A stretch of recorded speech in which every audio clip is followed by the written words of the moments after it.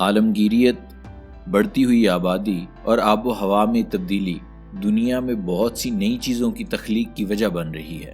یہ چیزیں ہمارے معاشرے کے لیے ایک چیلنج پیدا کر رہی ہیں۔ اسی وجہ سے ابھی پوری دنیا میں بہت بڑے بڑے پروجیکٹ کیے جا رہے ہیں جو تاریخ میں پہلے کبھی نہیں کیے گئے، جن میں مزید بہتر سے بہتر ٹیکنالوجی، انجینئرنگ اور سائنس کا استعمال کیا جا رہا ہے۔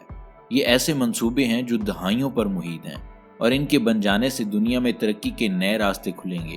ان میں چاہے نیوکلیئر فیوژن کا ایسا پروجیکٹ ہو جو دنیا میں پہلے کبھی موجود ہی نہیں تھا، یا 1 ملین لوگوں کے لیے بنائے جانے والا سرسبز شہر، یا ایسا پروجیکٹ ہو جس کی وجہ سے دنیا کے بہت سارے ممالک ایک دوسرے سے جڑ جائیں۔ آپ ان منصوبوں کے بارے میں سنیں اور آخر میں کمنٹس میں یہ بتانا بالکل نہیں بھولنا کہ آپ کو کون سا پروجیکٹ زیادہ اچھا لگا۔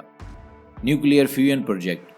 دنیا میں توانائی کی مانگ بڑھ رہی ہے، جس کی وجہ سے توانائی کے زیادہ سے زیادہ منصوبے لگائے جا رہے ہیں، لیکن توانائی کی ضرورت ایک حد سے زیادہ بڑھ رہی ہے، جس کو پورا کرنے کے لیے 65 ارب ڈالر کا یہ منصوبہ لگایا جا رہا ہے، جس کو شارٹ فارم میں ایٹر کہتے ہیں، انٹرنیشنل تھرمو نیوکلیئر ایکسپیریمنٹل ری ایکٹر۔ یہ نیوکلیئر فیوژن ریسرچ اور انجینئرنگ میگا پروجیکٹ ہے، جس پر 35 ملک مل کر کام کر رہے ہیں، اور یہ فرانس کے جنوب میں لگایا جا رہا ہے۔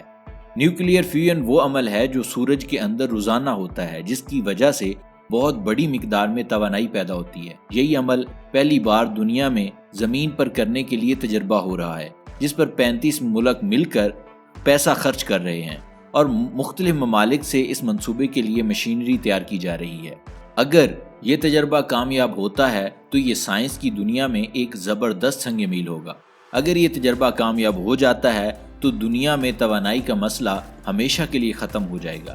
جیسے کہ نیوکلیئر فیشن کے ذریعے پہلے ہی توانائی حاصل کی جا رہی ہے، لیکن اس کی وجہ سے بہت زیادہ ریڈیو ایکٹیو ویسٹ پیدا ہوتا ہے، اور اس کی وجہ سے بہت بڑے بڑے ڈیزاسٹر بھی پیدا ہوتے ہیں، اور اس سے پیدا ہونے والی انرجی بھی نیوکلیئر فیوژن سے کم ہوتی ہے۔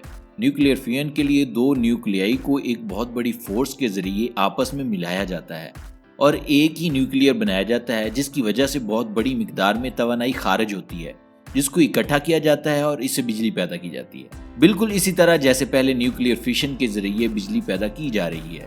یہ پروسیس ایٹر کے بالکل سینٹر میں ہوگا، جس مشین کو ٹوکامیک کہتے ہیں۔ اس مشین کے اندر ایک بہت سٹرونگ میگنیٹک فیلڈ پیدا کیا جائے گا، جس سے اس کے اندر موجود پارٹیکلز کا ٹیمپریچر تقریباً 150 سے 300 ملین ڈگری سینٹی گریڈ تک پہنچ جائے گا۔ انجینئرز اور سائنسدانوں کے لیے جو سب سے بڑا چیلنج ہے وہ یہ ہے کہ اس کی دیواریں کون سے میٹیریل سے بنائی جائیں کہ وہ اتنا زیادہ ٹیمپریچر برداشت کر سکے۔ نیوکلیائی کی فیوژن کے بعد توانائی بہت تیز نیوٹران کی شکل میں جاری ہوگی، جو دیواروں کے اندر سست ہو جائیں گے، جس کی وجہ سے ہیٹ انرجی پیدا ہوگی، جس کو بجلی میں تبدیل کیا جائے گا۔ اس پروجیکٹ کے لیے بنائی جانے والی عمارت تقریباً 2025 تک مکمل ہو جائے گی۔ یہی وہ پہلا وقت ہوگا جب پہلی بار اس مشین کو آن کیا جائے گا، اور اس بات کا بھی پتہ چل جائے گا کہ ان کے نیوکلیئر فیوژن کا عمل زمین پر ممکن ہے یا نہیں۔ اگر ایسا ممکن ہوا تو یہ ری ایکٹر بہت کم انرجی لے گا اور اس کے بدلے میں بہت بڑی مقدار میں انرجی پیدا کرے گا۔ اگر یہ تجربہ کامیاب ہو جاتا ہے تو اس کے بعد کمرشل طور پر انرجی پیدا کرنے کے لیے ایک بہت بڑا نیوکلیئر فیوژن پروجیکٹ لگایا جائے گا، جس سے کمرشلی طور پر بجلی پیدا کی جائے گی۔ دوسرا پروجیکٹ ہے فوریسٹ سٹی۔ ملائیشیا کا ایک نیا ڈیولپمنٹ پروجیکٹ ہے جو جوہر میں لگایا جا رہا ہے۔ اس پروجیکٹ کی ابھی تعمیر کی جا رہی ہے، جس میں 4 مصنوعی جزیرے بھی موجود ہیں۔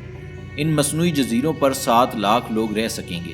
یہ منصوبہ $4 بلین سے شروع ہوا تھا، لیکن یہ منصوبہ اب تقریباً 2035 میں مکمل ہوگا، اور اس پر $40 بلین کا خرچہ آئے گا۔ یہ فوریسٹ سٹی سنگاپور سے صرف 20 منٹ کی مسافت پر ہے۔ اس پروجیکٹ میں بہترین قسم کی ٹیکنالوجی کا استعمال کیا جا رہا ہے۔ یہ سرسبز ہونے کی وجہ سے ماحول دوست بھی ہے۔ اس کی تمام عمارتوں کے ساتھ گرینری ہوگی، اس کی تمام ٹریفک انڈر گراؤنڈ ہوگی، اور اس کے اوپر درخت اور پودے ہوں گے، جس میں ایک جنگل کی طرح کا ماحول پیدا کیا جائے گا، جس میں باغات ہوں گے اور سمارٹ سیکیورٹی سسٹم ہوگا، جس میں فیشل ریکگنیشن اور فنگر پرنٹس کا استعمال ہوگا۔ اس میں سمارٹ دروازے اور سمارٹ لفٹ ہوں گی۔ اس شہر میں 20,000 یونٹ پہلے ہی لوگوں کو دیے جا چکے ہیں، اور امید کی جا رہی ہے کہ 2035 تک اس میں 7 لاکھ یونٹ لوگوں کو دیے جا چکے ہوں گے۔ تیسرا پروجیکٹ ہے چین پاکستان اقتصادی راہداری۔ اس میں کوئی شک نہیں ہے کہ چین پوری دنیا میں انفراسٹرکچر پر بہت زیادہ پیسہ خرچ کر رہا ہے، لیکن چائنا کا سب سے بڑا پروجیکٹ کسی ایک ہی ملک میں، وہ ہے چین پاکستان اقتصادی راہداری۔ اس پروجیکٹ سے دونوں ملکوں کو بہت فائدہ ہوگا، جس میں چین پاکستان کو انرجی کی سہولت مہیا کرے گا اور پاکستان کو انرجی کی بہت شدید ضرورت ہے۔ دوسری طرف چین نئے زمینی اور سمندری راستے بنا رہا ہے، جس سے وہ اپنے آپ کو پوری دنیا سے جوڑے گا۔ پاکستانی حکام کے مطابق سی پیک سے تقریباً 23 لاکھ نوکریاں پیدا ہوں گی۔ یہ پروجیکٹ 2015 سے 2030 کے درمیان مکمل ہوگا اور جس پر 46 ارب ڈالر کی سرمایہ کاری کی جائے گی، جو دونوں انرجی اور انفراسٹرکچر پروجیکٹ پر خرچ کیے جائیں گے۔ انفراسٹرکچر میں روڈ، ریلوے اور انرجی پروجیکٹ شامل ہیں اور ایک بہت بڑی گوادر پورٹ۔ گوادر پورٹ کا ایک حصہ پہلے ہی مکمل ہو چکا ہے اور سی پیک کے تحت اگلے 7 سالوں میں تقریباً 40 مزید پروجیکٹ مکمل کیے جائیں گے۔ ان تمام منصوبوں میں سب سے بڑا منصوبہ گوادر پورٹ کا ہے۔ یہ پورے جنوبی ایشیا میں ایک اہم پورٹ ہوگی۔ چین گوادر کی بندرگاہ کو 1.6 ارب ڈالر کی سرمایہ کاری سے دنیا کی سب سے بڑی بندرگاہ بنا دے گا۔ گوادر کی بندرگاہ پہلے ہی دنیا کی سب سے گہری بندرگاہ ہے۔ اس بندرگاہ پر کام مکمل ہونے کے بعد یہ سالانہ 200 ملین ٹن کارگو ہینڈل کرے گی، جو اب سے تقریباً 6 گنا زیادہ ہوگی۔ چین کے بہت سارے بحری جہازوں کا سفر کم ہو کر تقریباً 50% رہ جائے گا۔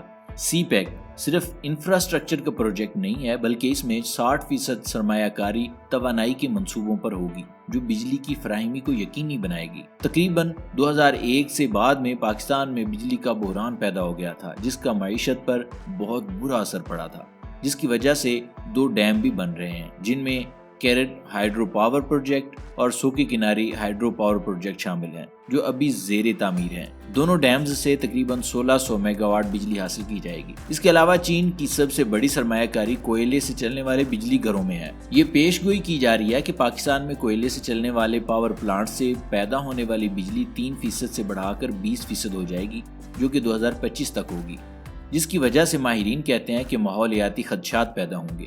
بہت سارے لوگوں کا یہ بھی ماننا ہے کہ پاکستان چین کے بہت بڑے قرضوں سے دوچار ہے، جو کہ پاکستان کے لیے مشکلات پیدا کر سکتا ہے کہ وہ ان قرضوں کی ادائیگی کیسے کرے گا، جیسے کہ پہلے ہی چین سری لنکا اور تاجکستان میں قرضوں کے بدلے میں ان کے بنیادی انفراسٹرکچر پروجیکٹ لے چکا ہے۔